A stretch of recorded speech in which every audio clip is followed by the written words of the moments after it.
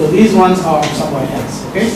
M1, CY plus DD, the quasi money includes time and saving deposits in the banking system and any foreign currency deposits of residents. Again, there are different accounts are defined by how quickly you can get your money.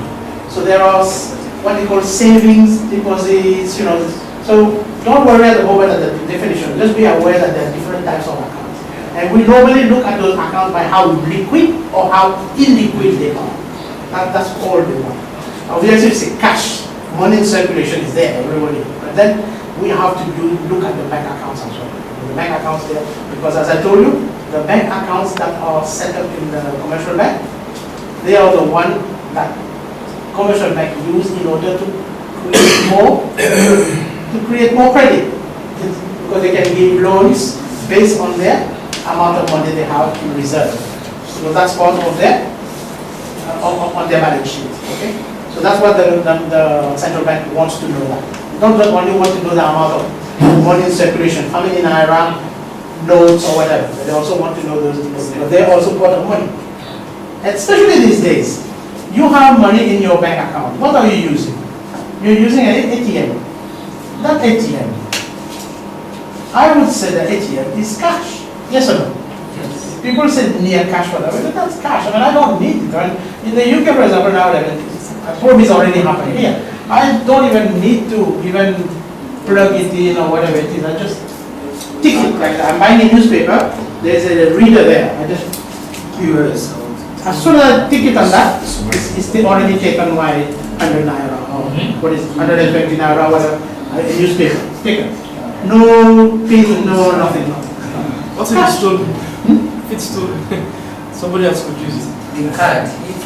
If someone steals your card, someone else can use it. Somebody what? Somebody steals your card. Has access to your card. I would ask you, like I've been doing today, I'm in a mood. What about if somebody steals your wallet? Your wallet. You don't know. Will you ever see that cash? But at least with the ATM, the moment they steal that, you can go to the bank and cancel it at least. Or at least there may be some insurance there. But you're right, it is cash. There is a risk. I mean, there's always a risk. I mean, people are using the ATM now. They're sophisticated from the Far East, right? I don't know how they got those ideas. They have created those miniature sort of camera reader, they call it reader. So the ATM is here like that. They put it just they haven't gone into the box, the bag, no. Outside where you're putting your what do you call that? The straw. Yeah, the straw. A small gadget. As soon as you're putting it there, and you're putting it this way, so believe I don't know how they're able to scan down. They read your and they may, but sometimes even I don't know. This one I don't know. I don't have a clue how they do it. They can get your pin and everything. They do that. And suddenly you see they're taking money out of your hand. Credit card, that's worse. I mean, I didn't know that they were selling it on the high street. There's a machine that in London, Tottenham Court Road, those of you who probably come, you'll see. They sell all sorts of gadgets there. If you want to buy a television, which will work in Nigeria, you go there, because these are for international markets. And they have those gadgets. So you go to a restaurant, you spend £20 or £10, you want, let's say £100. So in the old days, they say, oh yes, pay that credit card. Yes, you take your credit card, you go 5 minutes or 3 minutes, you don't know how long. But you'll keep talking here, so you're enjoying your lunch, right? And then they come back and then copy the receipt, because there was no pin in the old days. So they have already scanned your card. And then next month you hear that your bank calling you, say, sir or madam, have you been in China recently? China? I've not even been to the next town. Like say if it's Nigeria. So I've not been to Lagos. I mean Abuja. You're talking about China. What? Oh, your card has just been used for a transaction of £700 or whatever it is, and they have to clone it. Okay. Good morning. You remember just as a bit of what was left unfinished yesterday. you were going to go at the small case study on the external sector, right? So we can just quite quickly spend a bit of time on that. I know all of you did work on your different groups and you completed. Yeah? So you did not complete it. So it's, you could have completed it this morning. But anyway, can I get some comments on the first one then? For those of you who have completed. And who's in the mood of talking in this morning?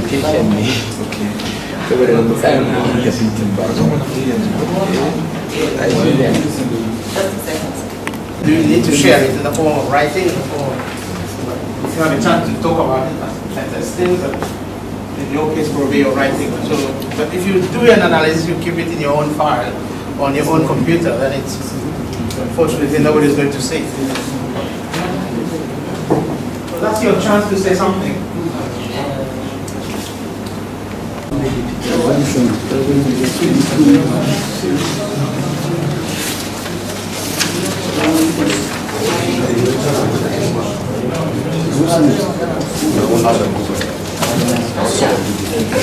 Are you ready to finish? No, I said, are you ready? I said, but then you should understand the thing. Decide on what to do and present what the group has agreed. But if you go and do something different there, you have to shoot it down. The number is right. These are the numbers of people. These are the numbers. So you cannot just look at the numbers, but look at the percentage of GDP. So this is contribution of this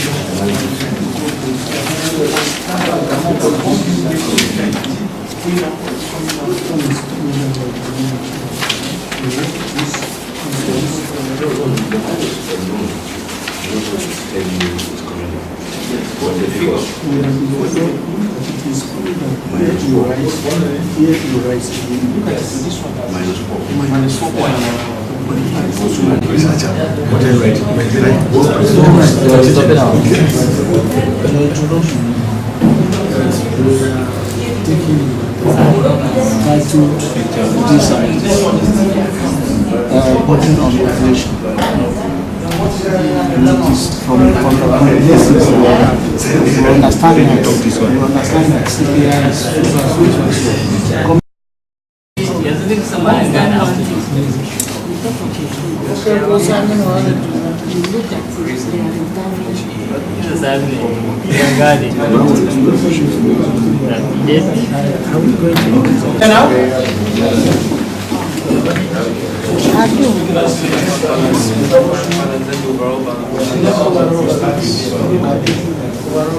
The trend has been established.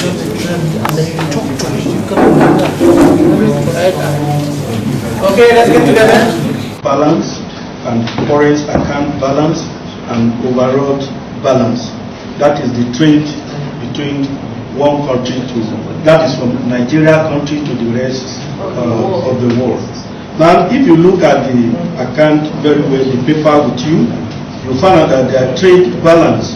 If you look at the trade balance, the first one, that is was 1991, it gave us, that is 4.9. And then it goes to 1992, there's a kind of increase, that is the debt increase. And then if you look at 1993, the same thing. Now it increased also.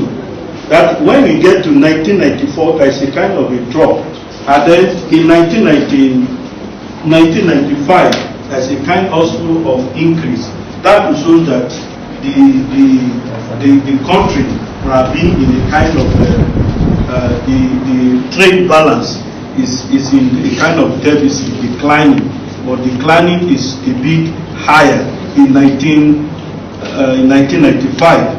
And when you go to the current account too, you find out that there's a kind of positive in 2000 and in 1991, and in 1992 there's a kind of declining too. In 1993 there's a it kind of declining to 3.6, and in 1994 it jumped up into positive. That will show that it's kind of a bit improved. But when it gets to 1995, it declined again to 1.4. Then overall balance.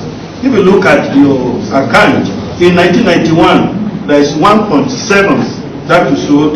In 1992, the kind of positive, if positive, that is 1.7, 1.9. In 1993, the positive also dropped very well. It dropped into 0.2. But in 1994, that is still it retained the same stature between 1993 and 1994. But when we get to 1995, it pick up again into 2.8. Thank you. The consumer price index, CPI. Before I maybe go on, what we mean by the consumer price index is the measurement of the price of a representative of basket of goods and services that are bought by average consumers. Excuse me, your attention please pay attention. The gentleman is talking. So for CPI, you carry out periodic surveys of consumer price, you look at the percentage change in price index, all that, and it's with your consumer price index that you'll be able to also measure your inflation rate within a country. But also with the consumer price index is affected by your exchange rate, because if there's an increase in exchange rate, which now means increase in price, and when you have an increase in price, that means you now have an inflation. The inflation rate will go up. So with that, we use that to make to work on the computation, to look at the other nation. We have about 3 nations here as far as the figures that we're giving. Turkey, the change in CPI of Turkey, Germany, and USA. So there was for the exchange rate, right? There was an increase of about 169.5 for 1994. That's from the 1991, which was 59.90, 92 64.92, 93 59.85, then 94, which we have 169.5, and it now dropped in 1995 to 5.8, 5.4. I mean 4.8, then 4.8. So you for Turkey with 66.0, then it increased to 70.10, 93 was 66.10. Then you now had an increase of 106.3. Then it now dropped as in 1995 to 88.1.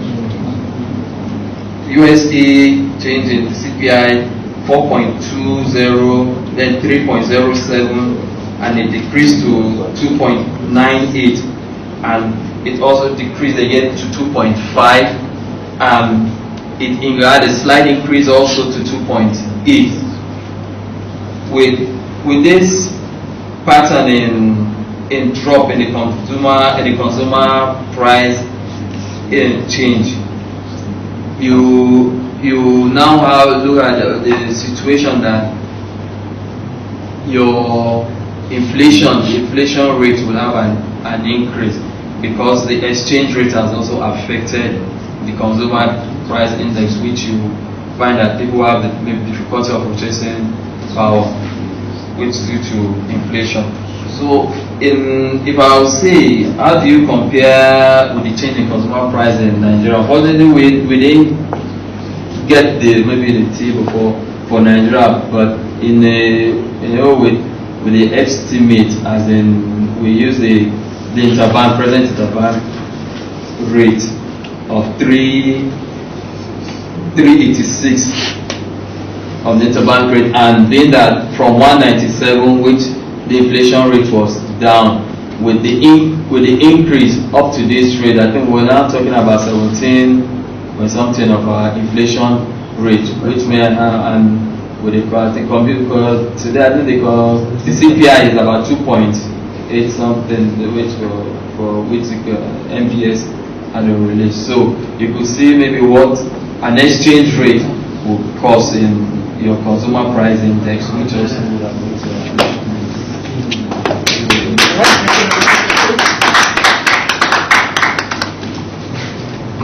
That wasn't the exercise here. So what this phase of the question was, this phase of growth, was high or low? How does it compare with what you can see in your country? Ideally, if I was giving you a good example, I would have given you for 2015, 2014. So the table would have been 2014, 2015. Then you would have got your 2014, 2015. But that's immaterial. For me, it was more about whether you are understanding what's behind the data. The fact that you answer that question is good enough. It's good also. Okay, is that going to make some comment or anything? Based on the requirement here, we are asked to comment on the external date and the short-term date. If you look at the table there,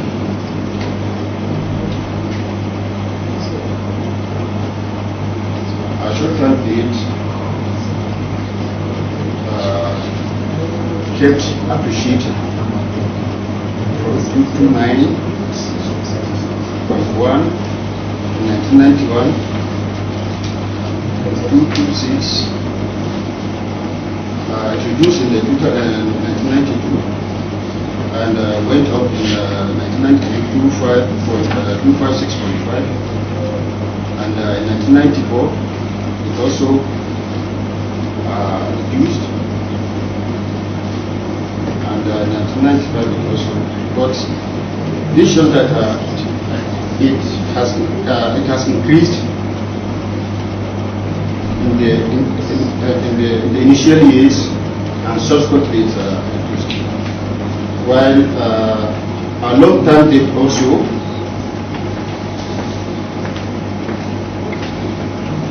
kept increasing significantly from 41.372 in 1991 to 42.932 in 1992. And 48.23 in 1993, 25.219 in 1994, to 27.298 in 1995. So this shows that we concentrated much on external debt, which is longer in period than the short term, which is good for the country. Now, going back to our international research from 1990 to 1995.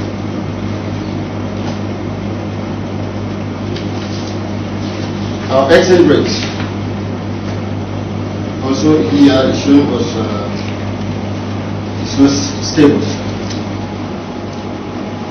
The exchange rate too kept increasing high from 5,080 in 1991 to 8,564 in 1992, 14,473 in 1993, 38,702, which is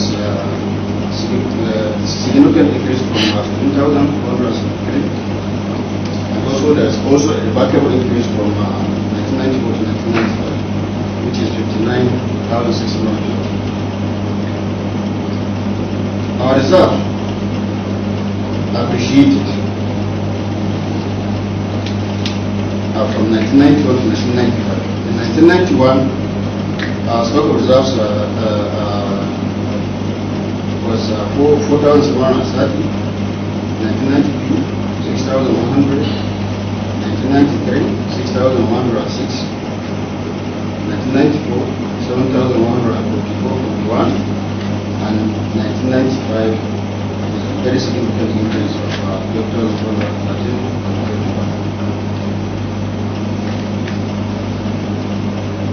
Our imports also kept appreciating from 1991 to 1994. In 1991, we had 21,000 sano. In 1992, we have 23,081. In 1993, we have 29,771. In 1994, it dropped to 22,606. And in 1995, it skyrocketed to 35,107. This shows that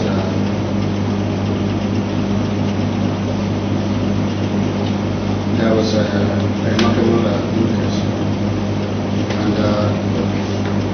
our imports also appreciated in the first 3 years and dropped in the fourth year, and also skyrocketed also. In 1991, 21,007. In 1992, 23,081. In 1993, 29,771. In 1994, it dropped to 22,606. And in 1995, 35,100. Thank you. Thank you very much. Much on imports of goods and services. And in terms of debt, the long-term debt, quite sure is increasing, but it's still not a good one. If the country can sustain itself, it's better for the country to look inwards and finance its activities than to always go on debts. But a long-term debt is quite better than a short-term debt. The rate of increase in the short-term debt is not always good, most especially if it is not used for the purpose for which it has been secured. Thank you very much for that comment. My comment is on this trade balance. Trade balance, yes. Which is different between the export and import. Yeah. When the export is seen that is increased while the import decreased, that is, we are consuming what we are not supposed to. We are importing and we are not, there is no balancing in this. We have to make sure we see that we balance so that we should not have future problem in trade balance, in balance of payments. Then another one, as he has said, the long time habit is also have to be used in a way that it meant for. And the short time you're supposed to use the means it meant for. Thank you, sir. Right. No, thank you so That much. shows that the export, the long time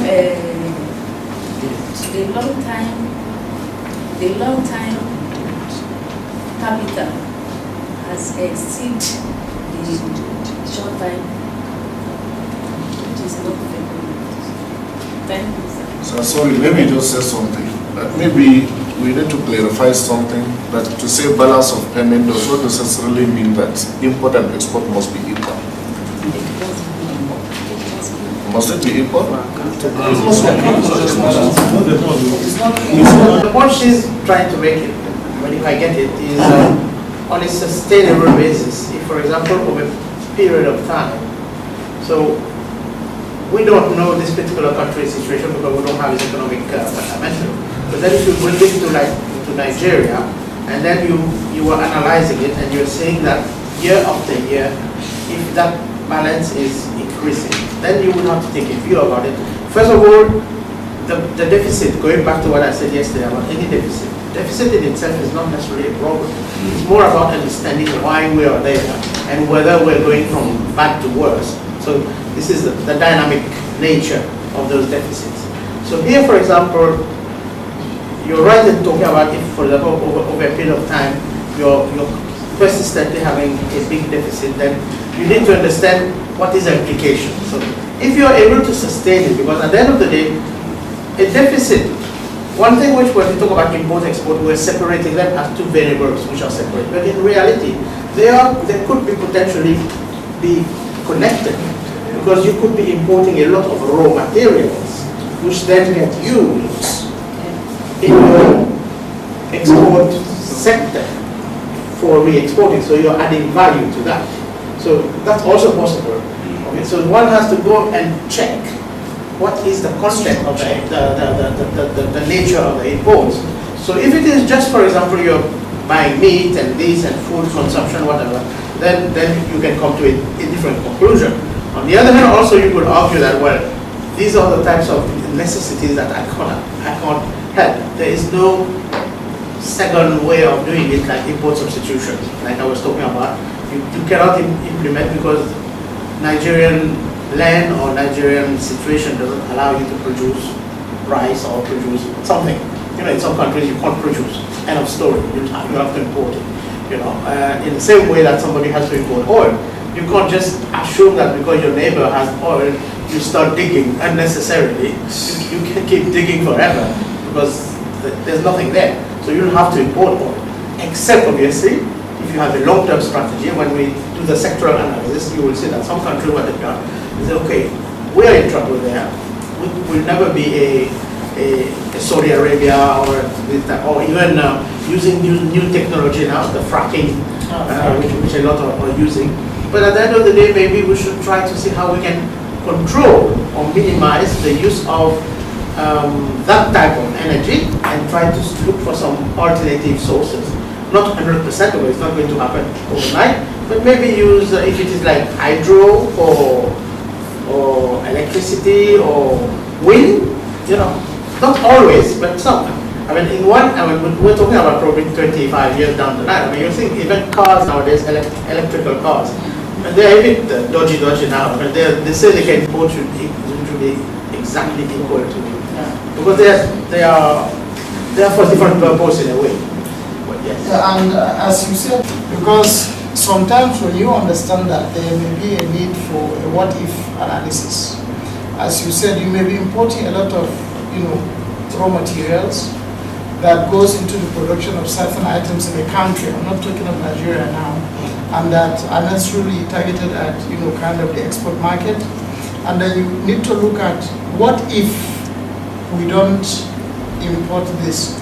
What will be, the implications on the job markets, the jobs that are being created? So, you can play around with that, knowing actually the structure of the export and import. But what I would like to comment on specifically is based on some of the presentations I've watched here. There's a tendency from year to year, let's say from 2006 to 2007, you see an increase when you're looking at the rate of change, rising to about 110%, and then next year, it's 7.5%, then you hear somebody saying there's a decrease. There's a decrease in the rate of change, but in nominal terms, there's actually an increase. So we should be careful sometimes when we, kind of write reports of this nature. For decision, does that one help the decision of country? Well, obviously not. Does it? If your data is not consistent, and I would argue that what is it being used for? I'm not going to the area of where people are manipulating data.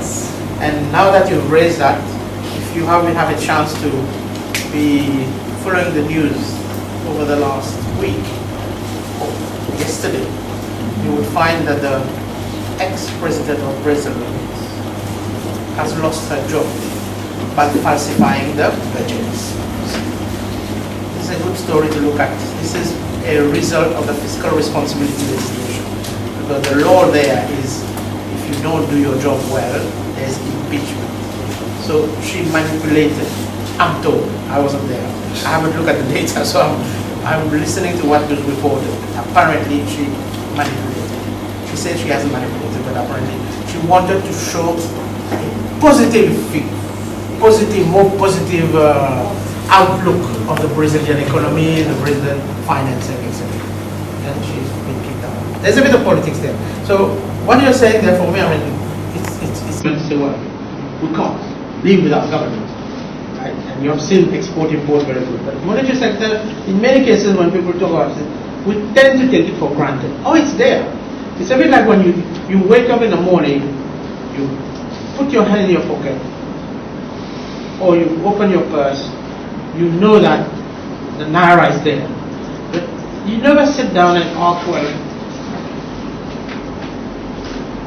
it's monetary, how this is operating, how this value of the naira is going up or down, and the like, because you're taking it for granted.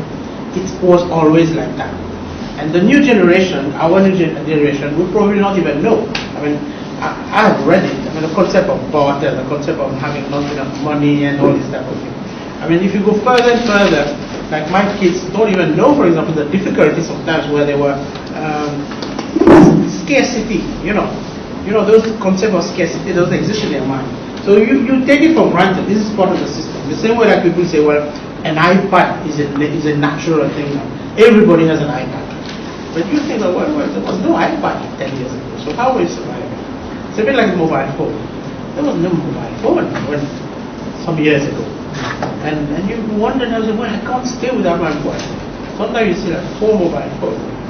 I have to say I free myself, so I'm laughing at people. But there are things which you get used to. So the monetary sector is probably that one sector where you assume that it's always going to be there, it's going to operate as normal. But no, it plays an equal role, but it is very important to know that. So from an analytical point of view, that's the message I'm saying. Don't just keep them as the less important sector, because whatever is happening there will have a lot of impact on the fiscal policy, the monetary policy sector, else, and what we recommend normally, a close coordination between the monetary policy through the monetary sector and the fiscal sector. Okay. So what I'm going to highlight here, the importance of the monetary sector and monetary accounts for macroeconomic analysis, which we are here for. Look at the structure of the financial system. So dwell a little bit now on the financial system. I'll come back later when we talk about the financial market. So here we're going to talk about the financial system, but we're going to talk a bit more about the financial market and later, which is to some extent quite related. Dwelling upon the central bank and commercial banks in particular into that system. Use the opportunity like we've done yesterday to define some terms, give you the opportunity to understand those terms, like what is money, broad money, these type of things, and how these are used, of monetary survey, the importance of the monetary survey and how it can be analyzed, focus on the money supply and its implication for the whole world and the economy. So the concept of money supply is very important. So, and talk a little bit about Nigeria. The whole objective today, the reason for that is, I hope next time when you're seeing a report, which I gave you yesterday, which I know you didn't have time in your group, and gave you an extract from the central bank. I'm not sure how many of you did open it. You didn't have time. But if you had opened it, there would have been a section of talk, the monetary sector.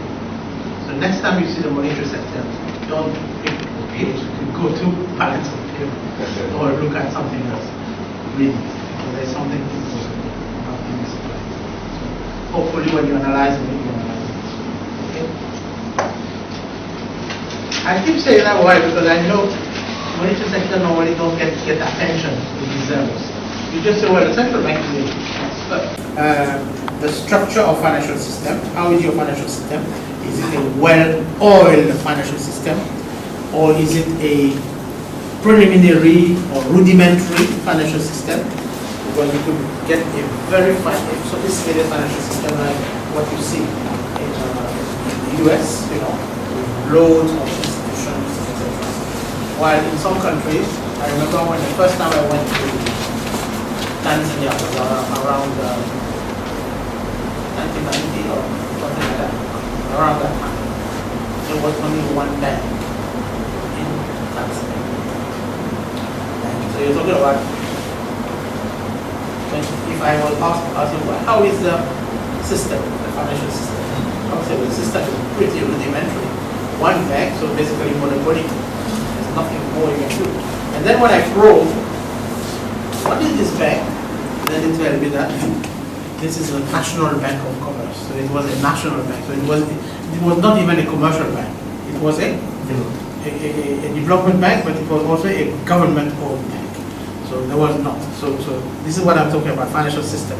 Very sophisticated with loads of banks like what you have in Nigeria now.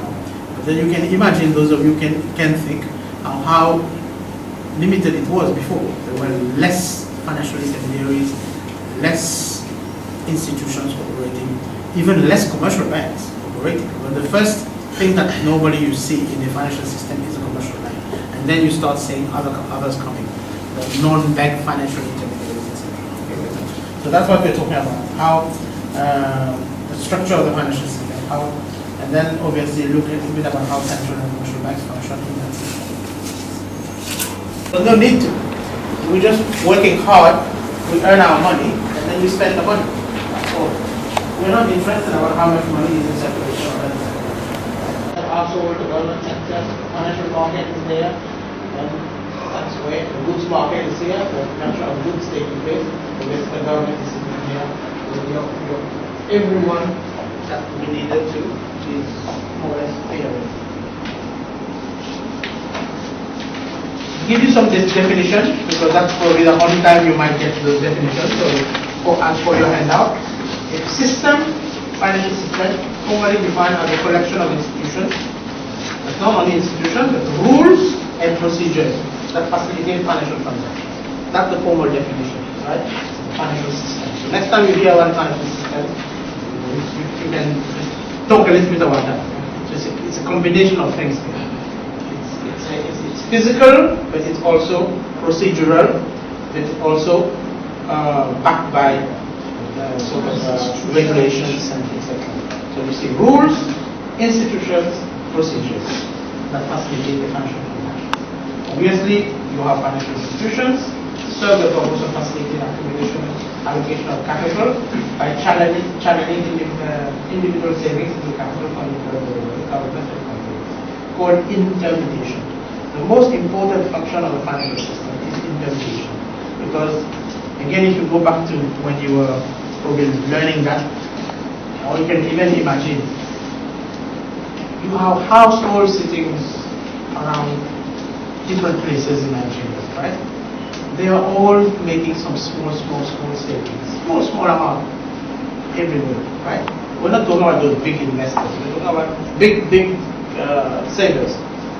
And that money is going through. Can you imagine if, for example, there was not a sophisticated or a well-oiled financial system? This money sitting in one state somewhere else there would have been there. It would have stayed there, definitely. The beauty of a financial system through the network of banks or whatever, even the banks sometimes say they are not covering the whole country. You know that. And many times we find that problem. How do you create what we call complete financial inclusion? There's no financial inclusion. I'm not sure in Nigeria whether it's complete now. Even in Akwanga here, they have just 2 banks. So you see, so there's still room for improvement there. So this Mama, we need to do that. He is from here. All right, so you have to do something more. When are you setting your bank? Tell me, we can give you some capital. Right, so you see what I'm talking about. So financial inclusion is not there. So this money is sitting there, and people don't know. And if you go back to basic, do you remember? And that is not something we're talking about 20, 30 years ago. You're talking about even here. That's why then you will see central bank, when they're innovative, they bring this mobile banking, as if it's not mobile banking from the mobile phone. Nowadays, mobile banking is accessing your bank account from mobile. I'm talking mobile crocs, the small van or whatever coming, and then taking your money once a week or once every fortnight. I don't know whether those of you can remember that, but that's a way of getting, because there's no bank. Or using the post office. That one you must know. The other one doing that. They hold the foreign exchange reserve of the country. They borrow to meet balance of payments. They act as a banker for the government. It is a very important role. And they oversee the monetary system. Yeah. And it's a lender of last resort for the banking system. What do I mean by that? Lender of last resort for the banking system.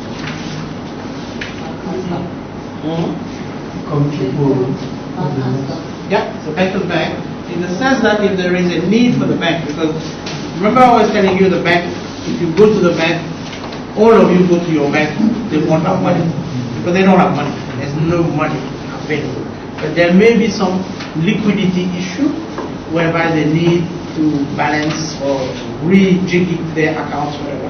So, and if there is a need to actually get that money quickly, so there is a window available for the banks and the central bank. So that's what they call a lender of last resort.